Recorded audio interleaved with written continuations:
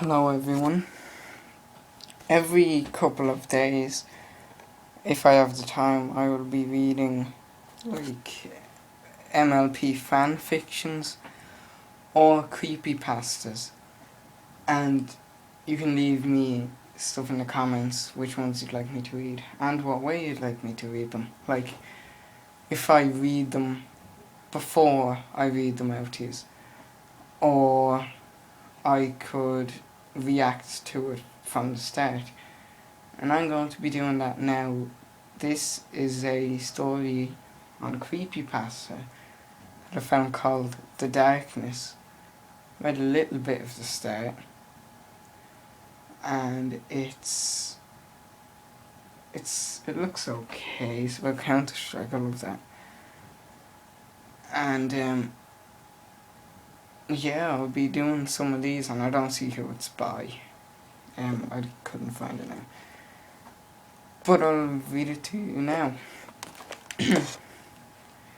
Call me outdated, but Counter-Strike is still at the top of my all-time favourite video games. Late night at the dorm alone, playing up until 3 AM with full volume on. Yeah, that's my style. Today was supposed to be no different. I turned on my MacBook Pro. The glossy screen made a clear reflection of my long, narrow room. The dorm's rooms were all made just for one person, so I was always alone.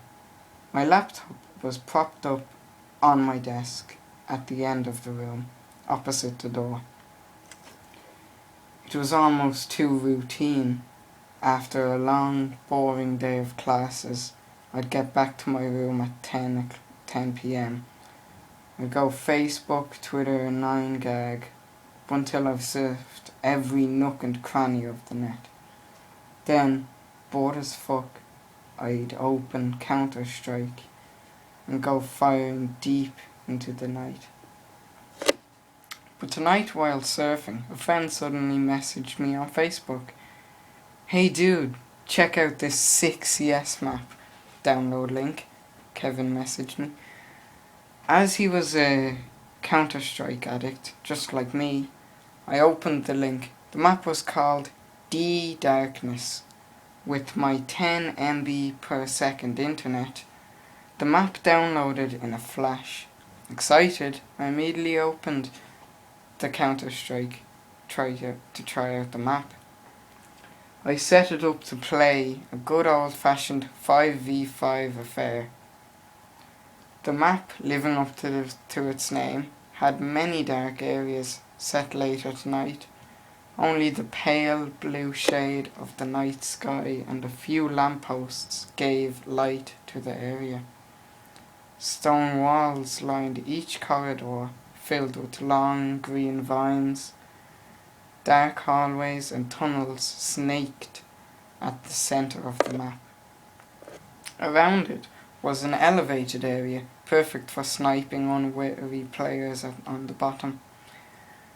Through ceiling holes and tunnels, bridges also kept the map interesting, hovering across the width and length of the vicinity.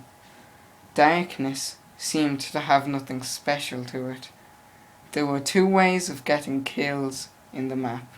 The first one, which I like to call the pussy way, was camping and sniping in the elevated areas of the map. It was also too easy, as the darkness gave you instant camouflage. You could rack up tons of kills immediately. The next one was more interesting, which was running the maze of tunnels at the centre. It was perfect for sneak attacks or point-blank kills. As usual, I racked up more than half of my team's kills in a few rounds, even while switching between the two ways to play. It was after the first 5 rounds that I started to notice things. One time while roaming the map, I started to hear creaking noises. They were nothing like the usual sound effects I hear in CS maps. Some players' footsteps also started to sound different. Instead of the usual thud of military-grade boots, a metallic clink and clank would be heard, even when no player seemed to be in the immediate area. And then I started to notice an extra character in the map. While staying in the elevated area, a shady figure appeared in the outskirt forests of the map. It was impossible to get up there. Curiously, I zoomed in my crosshairs on a human-like figure, but he disappeared. Next round, the figure appeared again. This time, he was only a few paces away, so I was able to get a better look at him. He wore a brown overcoat, extending to the knees, fully buttoned up. A matching pair of brown slacks completed his outdated fashion statement. The only thing more puzzling than the man's clothing was the face that rose above it. He had dark, round eyes with an empty stare straight at me. A sinister smile accompanied it. But the man didn't seem to have any lips. A grey, faded complexion covered the rest of the mystery man's face. Just like any other opposing character I see, I fired at the guy, bullet after bullet, aimed straight at his thin, 6-foot body. All seemed to have no effect.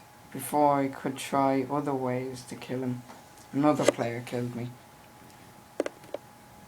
Wow, this map has something special after all. An extra character, almost impossible to kill. A sense of excitement hit me like never before. Like it was just the first time I got my hands on this game. I spent pretty much all of the remaining rounds trying to find and kill this character. Even if it meant lowering my kill-death ratio. I noticed that the man only appeared in dark spaces randomly across the map. Many times, the man would toy with me. When I tried to run at him, he would stand still, but no distance would be made up. Other times, while firing at him, the man would contort and shake rapidly, like thousands of bullets showered his body all at once. But one thing remained. I was never able to kill him. It must have been an hour or two already, as I was starting to get sleepy. Trying to kill the mystery man was now a boring, futile effort. It was great fun while it lasted, so I closed the application, shutting down in 3, 2, 1. And my MacBook screen shut off. But something remained on the screen. The same shady figure wearing brown was still on the right hand corner. Is my MacBook glitching now? Then the figure came closer and closer and closer. Now his grey face, empty eye sockets and sinister smile occupied most of my screen. Then I realised I was staring at my laptop's reflection. Well, that was okay. And credit to Brian Tan. Oh, there's the name where it tells you made it. 7.5 stars. No, I mean 8.5 stars. 8.6 out of 10. Well, that was okay. I'll do more creepypasta readings later. Bye.